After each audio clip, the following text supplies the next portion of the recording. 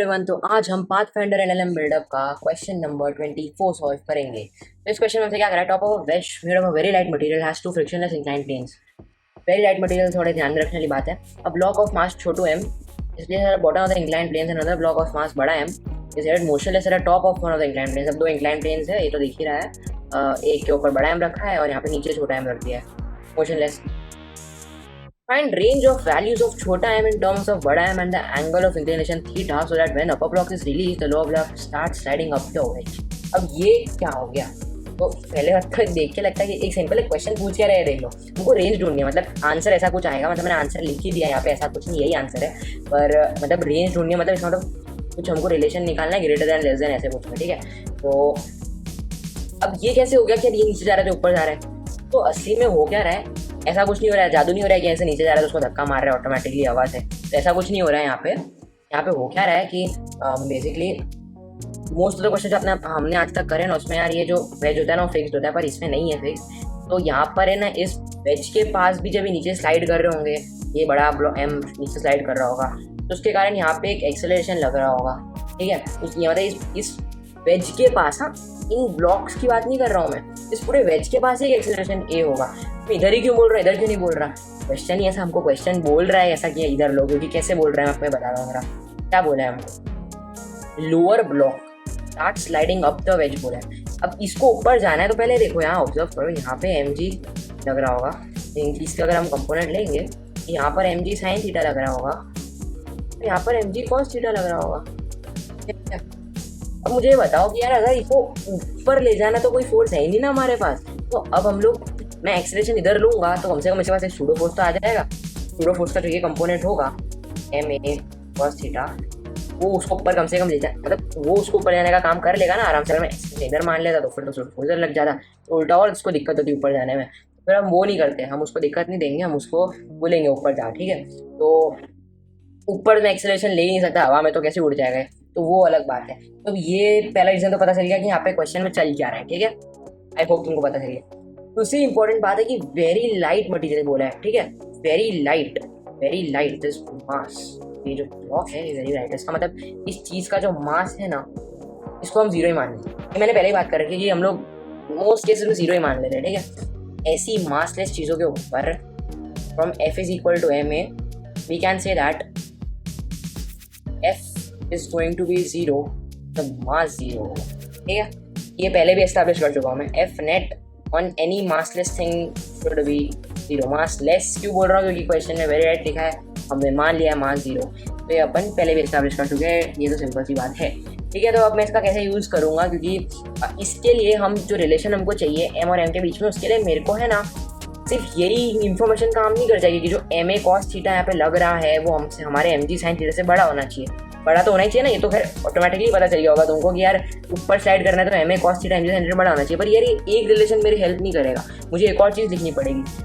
सो मेरे को ये चीज़ दिख रही है कि यार वेरी राइट लिखा है, फर्स्ट लाइन में लिखा था, इसका मतलब वो हमको ऐसा इंप्लाई करना चाह रहे हैं कि ये जो ब्लॉक है ना बड़ा वाला, दिस ब्लॉक, इसके ऊपर जो नेट फोर्स है ना दैट शुड बी जीरो। ये हमको सिंपल सा ऐसा बोलना चाह रहे हैं। तो अब ये देख लो पहले, इस वाले फिगर में मैं थोड़ा रफली बना रहा हूँ, यहाँ पे तो मैं थोड़ा अच्छे से दिखाऊंगा। ये है ना, यहाँ पर जो ये बड़ा एम ब्लॉक है उसके ऊपर जो इंक्लाइन प्लेन है वो यहाँ नॉर्मल लगा रहा होगा, पर जब थर्ड लॉ से हम देखें तो ये जो बड़ा एम होगा ना इसके ऊपर यहाँ नॉर्मल लगा रहा होगा, जो छोटा एम होगा वो इस ब्लॉक और वेरी लाइट मटेरियल के ऊपर यहाँ एम लगा रहा होगा, ठीक है। तो इसका मतलब ये तो समझ में आ ही गया होगा, नॉर्मल इसका खेल तो अपन बचपन से खेल रहे हैं। तो यहाँ आप देखो कि ये जो बड़ा एम है ना उसका नॉर्मल इधर कुछ आएगा एन बड़ा एम, और जो छोटू एम है ना उसका इधर आएगा एन छोटू एम, ठीक है। एंगल्स तो हमको पता ही है, देखो ये परपेंडिकुलर प्लेन है, बस भी देख ही लो, ये परपेंडिकुलर प्लेन है, ये ऐसा है, इसका मतलब अगर ये एंगल थीटा है तो this angle should also be theta, ये थीटा है, ठीक है, और ये भी थीटा ही होने वाला है, यहाँ पर भी सेम ही सिचुएशन है।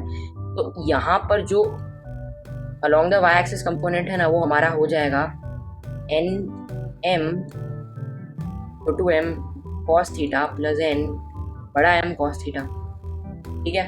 और यहाँ जो कंपोनेंट्स हो जाएंगे इन दोनों के, मैं दोनों को काट रहा हूँ क्योंकि अब हम लोग इन कंपोनेंट ले चुके हैं, एन बड़ा एम है, एन बड़ा एम साइन थीटा, एन इस तरफ आ जाएगा एन छोटू एम कॉस थीटा। ठीक है, ये तो समझ में आई गया, मतलब सॉरी साइन थीटा आएगा यहाँ पे, कैसे कॉस थीटा बोल दिया मैंने। हाँ तो यहाँ साइन थीटा आएगा। तो अब ये तो सिंपल सी बात है, ये तो अपने पहले से ही करते आ रहे हैं, ये सब तो अपने को पता है।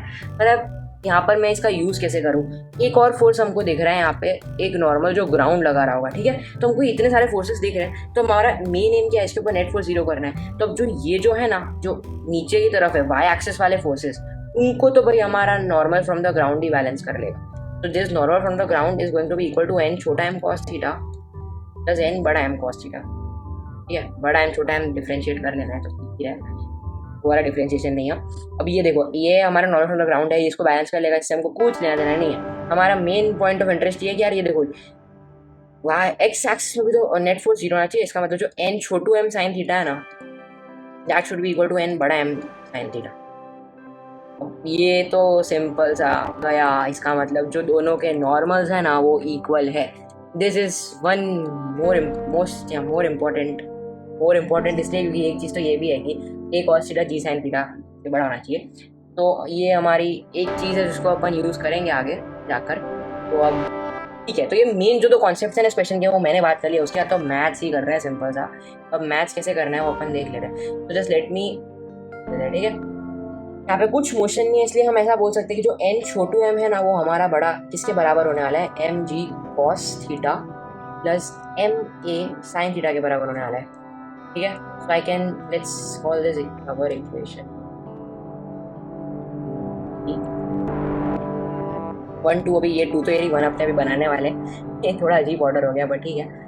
और हाँ 1 अपन किसको बनाएंगे, हमको ये पता है कि जो एम ए कॉस थीटा ना वो हमारा एम जी साइन थीटा से बड़ा होना चाहिए। क्यों, क्वेश्चन में लिखा है start starting of the way, जिसका मतलब एम ए कॉस थीटा जब बड़ा होगा तभी तो ये उसको ऊपर खींचे उड़ा के ले जाएगा। ठीक है, मतलब स्लाइड अप करके ले जाएगा। तो हम क्या बोल सकते हैं कि M A cos theta be greater than M G sine theta. Alright, nothing में, तो यहाँ से हम ए की वैल्यू छोटू सा मैथ्स लगा देंगे तो जी टैन थीटा से बड़ी आ जाएगी। ठीक है, let's call this our first relation, क्योंकि ये थर्ड है। ठीक है, तो ए ग्रेटर दैन जी टैन थीटा, ये तो सबको दिख ही गया होगा आई होप। अब देखो, अब अपन बड़े एम की बात करते हैं, इसमें भी सिमिलर रहने वाला है। तो हमारे पास ये बेसिक डायग्राम आ गया। उसके अलावा हमको फिर से पता है कि यार इस एक्सिस में तो कुछ मोशन है नहीं, मतलब ये एक्सिस में कुछ मोशन है नहीं, इस एक्सिस में मोशन है, इसका नॉर्मल फोर्स है वो बैलेंस कर रहा होगा।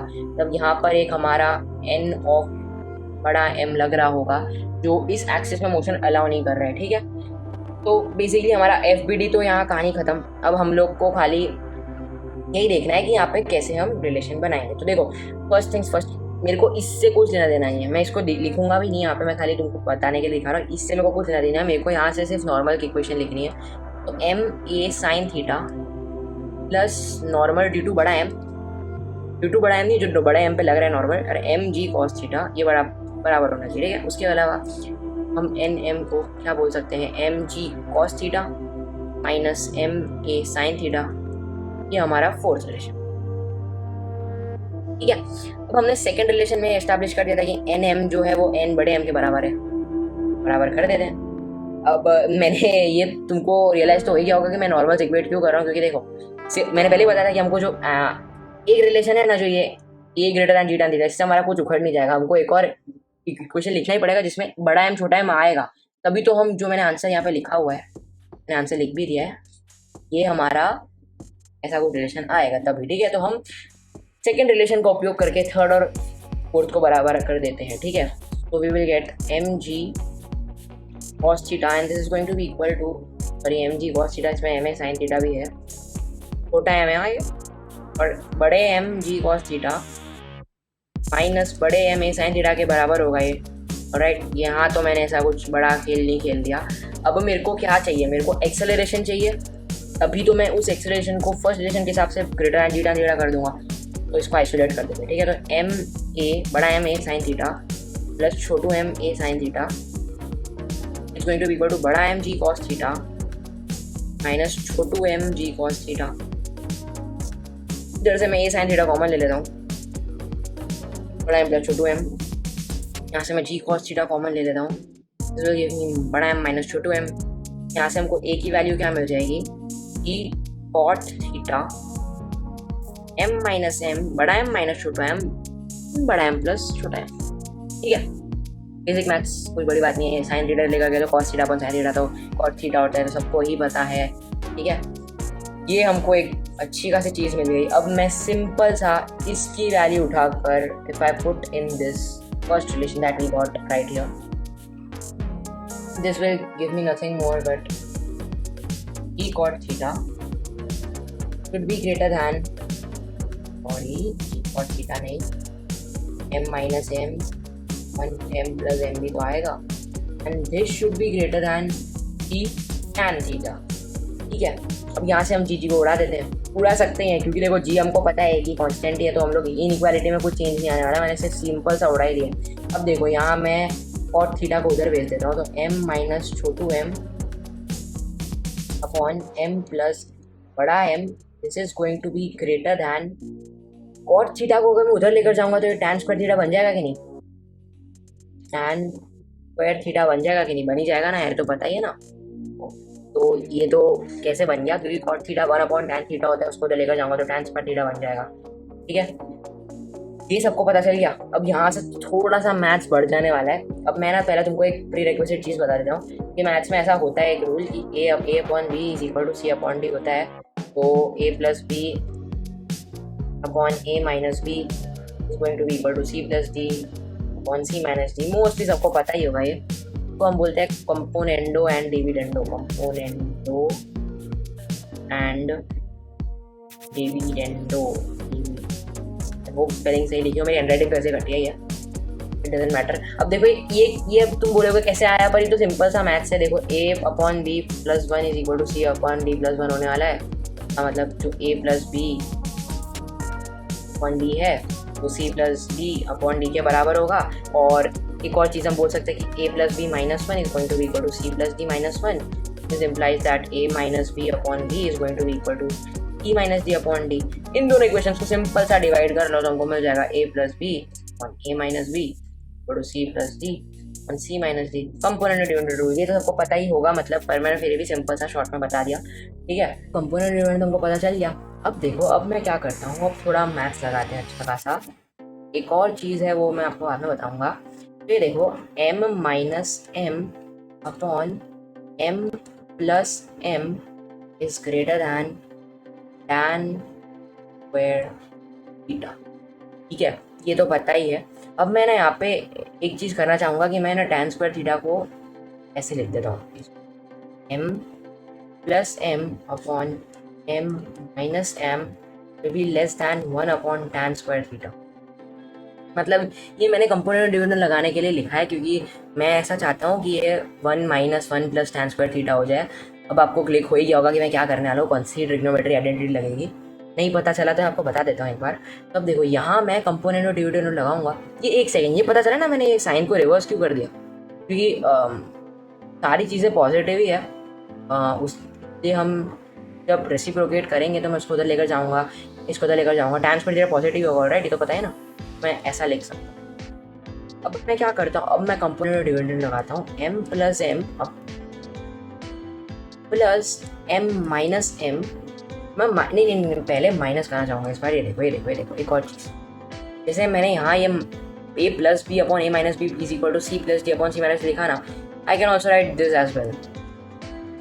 ऑब्वियसली ये तो सिंपल सा रिलेशन है। ठीक है, तो मैं ऐसा कहना चाहूँगा यहाँ पे कि माइनस m प्लस m, पता चल जाएगा मैं ऐसा क्यों कर रहा हूँ। मतलब सिंपल मैं थोड़ा अपने हिसाब से मैनिपुलेशन करना चाहता हूँ ताकि मेरे फेवर में आ जाए चीज़। अभी देखो 1 minus tan square theta on 1 plus tan square theta. ठीक है, अब देखो यहाँ पे क्या होगा, mm गया यहाँ पे, ये mm गया। ठीक है, तो this will give us 2m upon 2 छोटा m अपॉन 2 बड़ा m। This is going to be less than this thing. अब ये क्या है, व्हाट इज दिस? अगर ट्रिग्नोमेट्री पढ़ी हो, अगर थोड़ी बहुत आइडेंटिटीज का ध्यान हो आप लोगों को, तो फिर this is actually cos 2 theta.